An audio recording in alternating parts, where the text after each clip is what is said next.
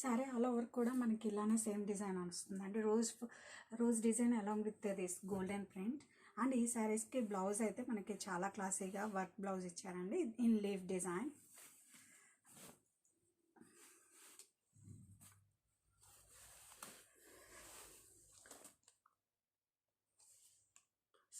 Such an exclusive designer collection in budget wear అని చెప్పచ్చు.